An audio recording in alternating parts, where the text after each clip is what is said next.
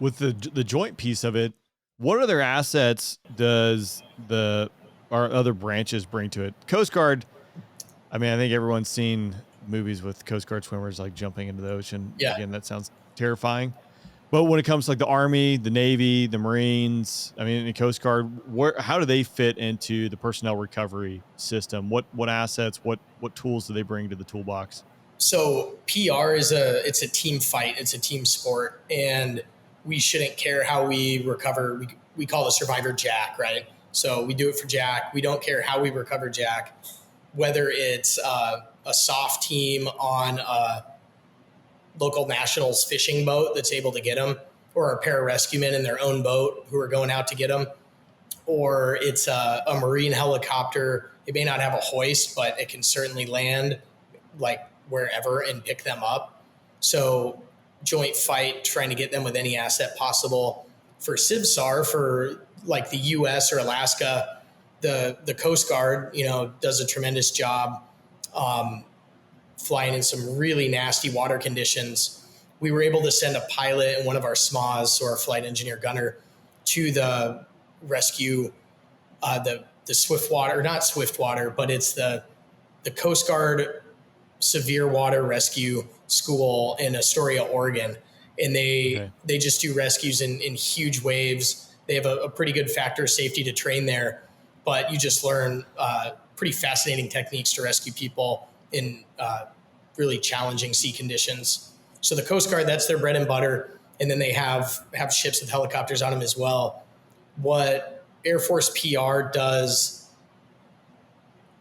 best probably is kind of like really marginal weather flights and flights that are really long distance that require aerial refueling. So whether that's over the horizon missions over the ocean, where this HC-130 can fly with the Guardian team and they can parachute them in with a RAMS kit, so a small Zodiac type boat, to the survivor. And then that same HC-130 can refuel us en route.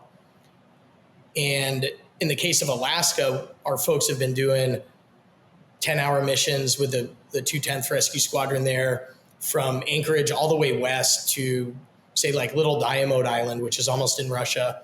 And they'll do multiple aerial refuelings. They'll pick the patient up in an area that the C-130 can't land at.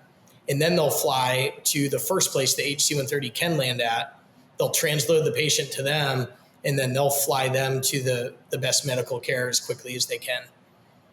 And then in some cases for high DA, like Mount Rainier or Hood, you'll see Chinooks is the best asset for high altitude stuff on those mountains. Things above 10,000 feet. Probably. Yeah, so the long range stuff, which I think this probably can then kind of segue into a non-permissive environment. So I remember riding around, like listening to these like CSAR briefs. So you got A-10s doing the Sandy mission, doing escorting the rescue assets in. But I think, as A-10 gets divested over time, we've had this conversation on other podcasts, like, well, like who picks it up. I think they said the Viper is the best platform to do it, but neither here nor there. That piece, that's a very complex mission set. So going into bad guy land and picking up Jack, like, can you talk to me what kind of that, has anything changed for you when it's like, hey, now that you're being escorted by a fighter platform to get into a point? Obviously it's a hostile environment, so non-permissive. What's going on? What does that planning look like? What's that temperament like?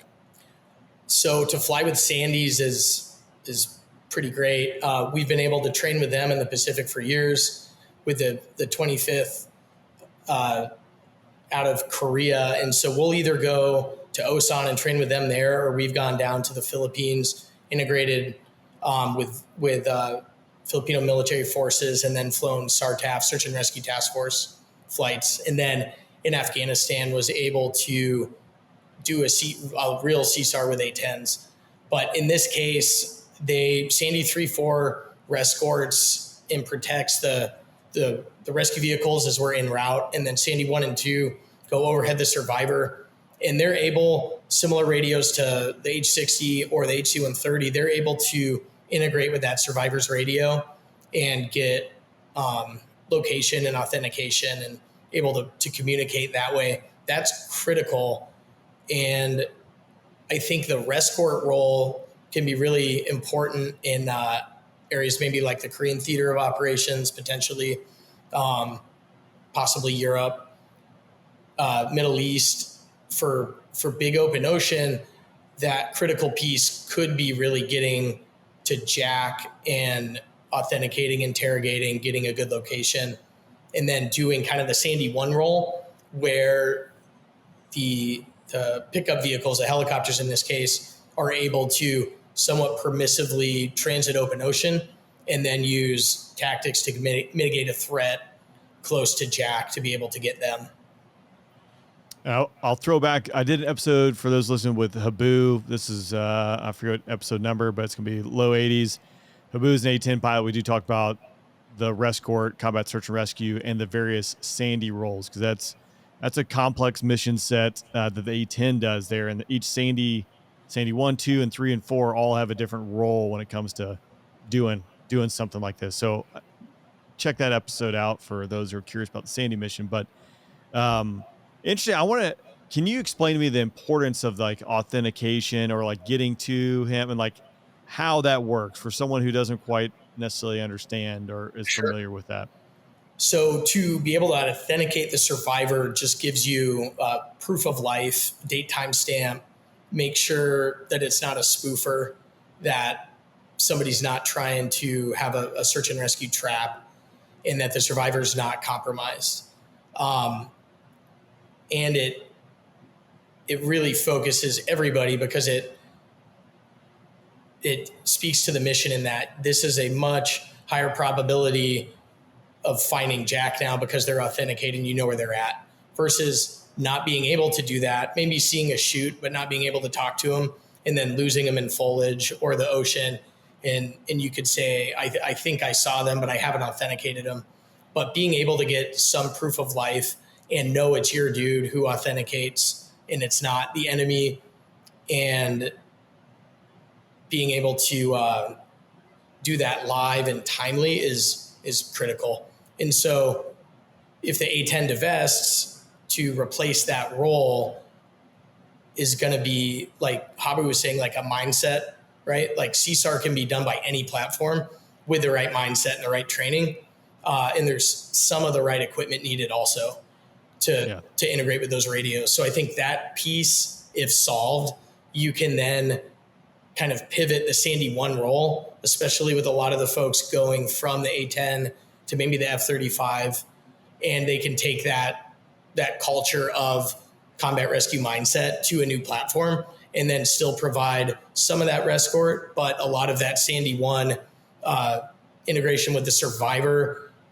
And for thinking back to Habu's podcast, the point is that it's survivor centric. So for CSAR, our number one needle points to the survivor, and everybody's just like focused on getting jack, whether it's the strike asset or the recovery vehicles. And for strike, I would imagine the number one needle points to the threat or the enemy. So if a JTAC's passing you a 9 line, those coordinates are going to be for the target.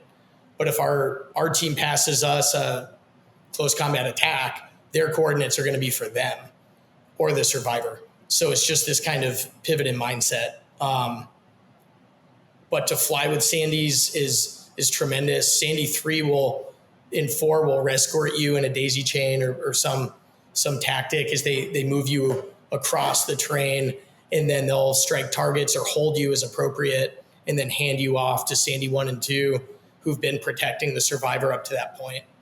And there's no lack of heroic stories from Vietnam with the Sky Raider Sandy pilots escorting in helos and then re-rolling rescue to pick up Sandy, who's shot down during the mission themselves. I think no more noble of a cause than the combat search and rescue mission says. Like that others may live, right? That's the motto. So it doesn't get any more than that.